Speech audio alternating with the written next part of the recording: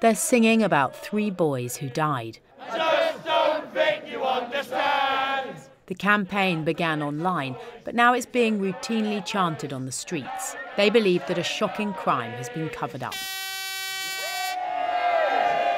Some say the story you're about to hear is a manifestation of how the far right weaves facts, potentially genuine grievances and conspiracy to foment unrest.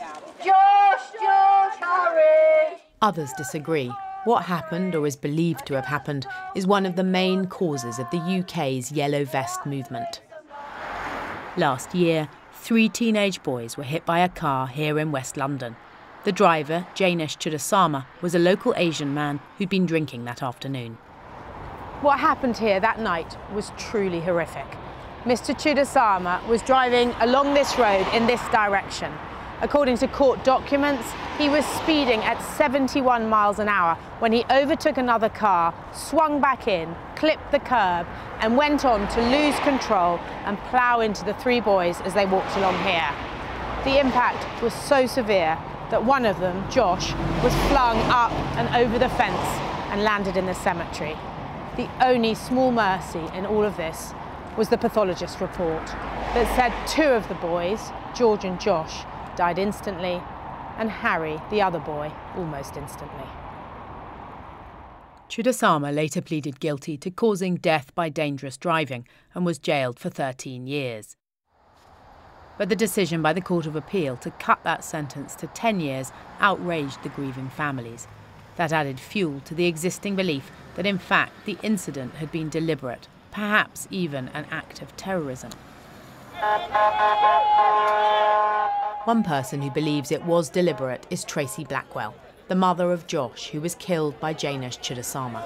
The BBC told the British public that the car lost control, mounted the pavement and killed the boys. It never lost control. You can see it on the CCTV and you can see it on the collision report. Tracy Blackwell is one of a number of the boys' relatives who have complained of poor treatment by the police from the start and unanswered questions. Their campaign has won sympathisers in certain quarters online. No matter what you think of this case, it's clear. Not least the founder of the English Defence League, Tommy Robinson, real name Stephen Yaxley Lennon. I can't be 100% certain that this was a terrorist attack, but I certainly don't blame the families for coming to the conclusions they have. Up and down the country, amongst the Yellow Vests, we found people who believe that Chudasama could be an Islamist terrorist. He's from a Hindu family. Listen to me carefully. He was not Hindu. Right. If he was, a convert. Right. And you believe that, or you know that? I know Islam.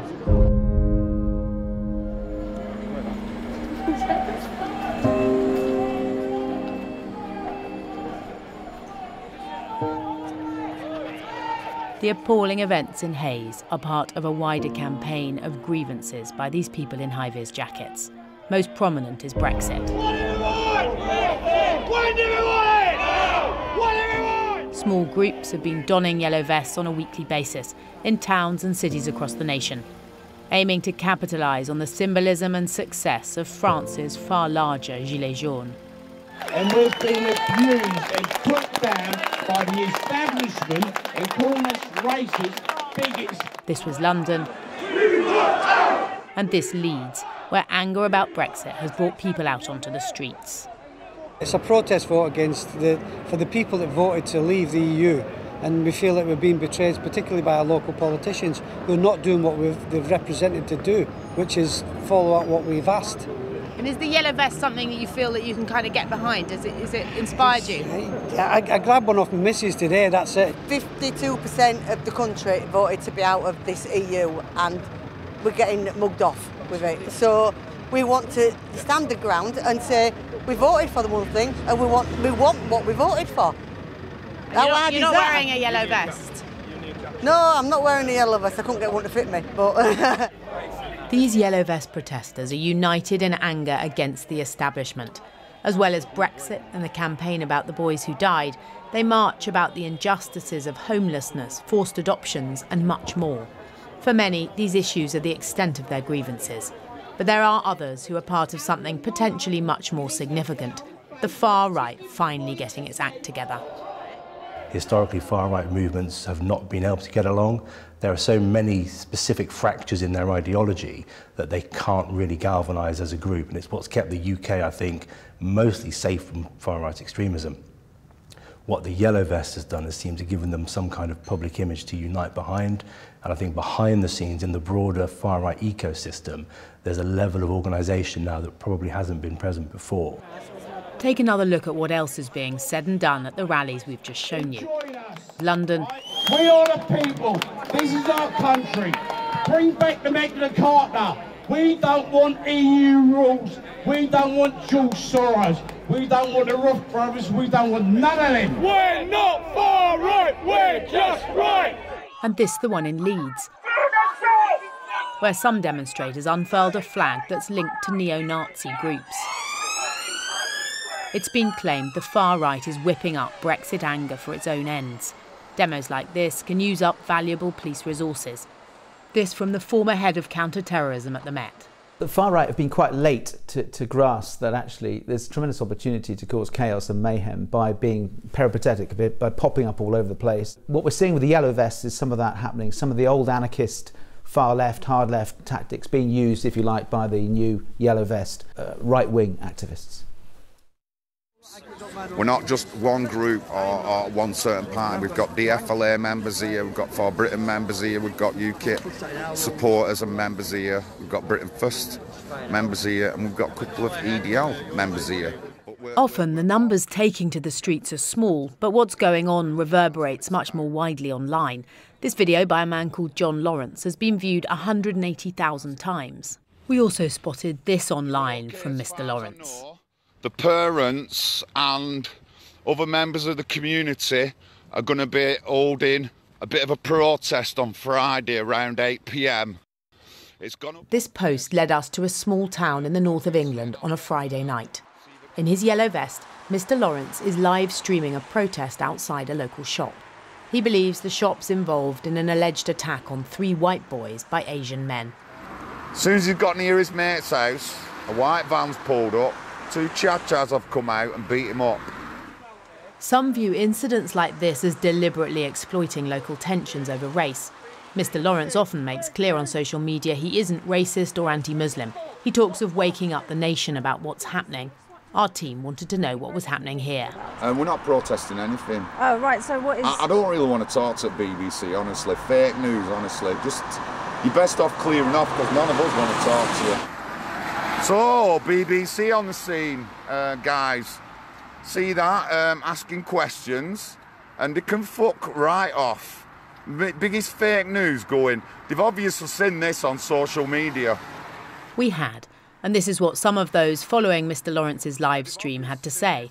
It's pretty sinister. Post talk of smashing the place up and making England English again, amplifying the effect of what might otherwise be an ugly but isolated incident. So here we are, John Lawrence. Thank you, guys, thank you. John Lawrence is a member of Britain First. My dad, West Indian. The street movement is considered far right by some of those who work in counter-terrorism. The man who murdered the MP Jo Cox shouted out Britain First as he attacked her. Mr. Lawrence said this as our team left the protest. No, I can't. I want to smash him up. Hey! Goodbye, fucking wankers, honestly. You're not welcome. The shop denies any involvement in the alleged assaults. Newsnight understands the situation is now resolved. I'm looking at some donations to get me some funding for a couple of tickets down London. John Lawrence is an example of what some have called a PayPal patriot. Asking for donations is pretty common in a world where rallies, protests and much else are live streamed. Right, here's Anne Soubry. So why are you calling for a second vote? James Goddard is a high-profile Yellow Vest protester who's often communicating on social media. He's on bail for his part in what happened outside Parliament to the MP Anna Soubry, amongst others. Traitor to the British people. You might as well start doing your Hitler salute now, you Nazi. This may have caused mainstream revulsion, But online, high-profile and controversial interactions get more views from followers. So I don't like asking for money. I have a donor box set up on my Twitter page. We need to carry on hitting the streets. Number one, I'm unemployable at the moment. Number two, I have been... Unemployable why? Unemployable why? Well, we know. But listen. Because you called someone a Nazi. Because I called someone a Nazi. This was before this, anyway. So my problem... So everybody that wants to support my work, I don't beg for it. People ask me and say, can we support you in any way? So, of course, I'm going to accept it. We've got people... What are you spending it on? You get paid. None of your business. I have to raise money at the moment because I've got legal fees to fund. No one's paying my legal fees, are they? So now I've got to because of the persecution. It is persecution by the British. My mum has now got panic alarms fitted in her house. My stepdad has had to give his guns away. He's had to sign them over because they were threatening to revoke his licence. So my family are now being targeted because I've approached an MP. So, yeah, if people... Do you regret approaching him? No, why would I? There's a massive double standard in this country. It's huge. So you're saying this group is not linked to the far right to extreme right? No, what would you define as far right? Somebody that stands up for their country? Not far right, there's nobody that's got any far right links here. I'm not far right. I vote Tory. So how am I far right? Just to say, I've always been proud to be British. James Goddard regularly shares platforms with Tracy Blackwell as she talks about the crash that killed her son and his friends. The belief the truth was covered up fuels the Yellow Vest protests. This is what Mr. Goddard told us about it. It has all the hallmarks, for me, in my personal opinion, of a terror attack. You look at it, you look at the fact that 3 boys were brutally mowed down, 2 were missed.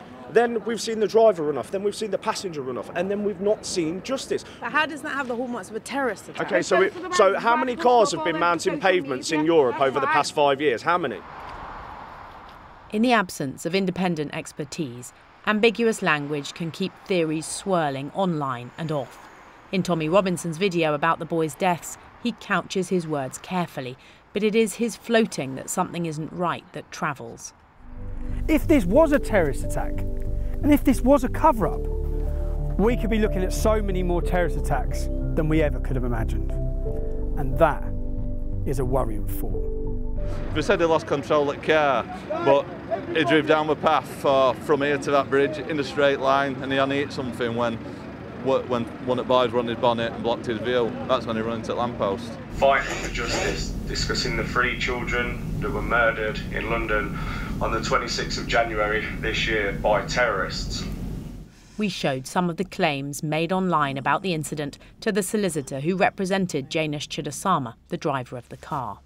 I've seen him on numerous occasions in prison, and he's constantly telling me to pass messages on to the family of the bereaved. What sorts of things does he want the families of the poor boys who died to know? To know that he didn't do it deliberately, that he had drunk too much that afternoon and smoked dope and was driving in a reckless fashion, and he wiped out 3 young boys with their futures, their whole lives ahead of them. Mr. Lee does feel that the penalties for drink driving offences should be more severe. I think that the law needs to be changed, and I think that when someone is killed by a driver in the condition that Mr. Chudasama was in, that they should make allowances for aggravating features. And there were 3 in this case: excessive alcohol, dope, and exceeding the speed limit. So your belief is that the sentencing guidelines are wrong? Yes, in a case like this. It was not just Janesh Chudasama who fled the scene of the crash. So too did his passenger, but he has not faced any criminal charge. The fact that passenger was Muslim is just one of the elements of this appalling case that have sparked unsubstantiated conspiracies online, shame on you, potentially sowing discord on the streets. Whether we're looking at far-right extremism or Islamist extremism, both of them use conspiracy theories to manipulate the narrative. It's very difficult to combat conspiracy theories. In fact, the harder you try to combat conspiracy theories, the more resolute people become in their belief of them, because your attempts to combat them becomes part of the conspiracy. So far, it is their donning of yellow vests that is the most obvious sign of unity among those who may be far right. Any threat is still dwarfed by that of Islamist terrorism. But as Brexit D-Day approaches, amidst widespread discontent, those who might seek to exploit it sense a rare opportunity.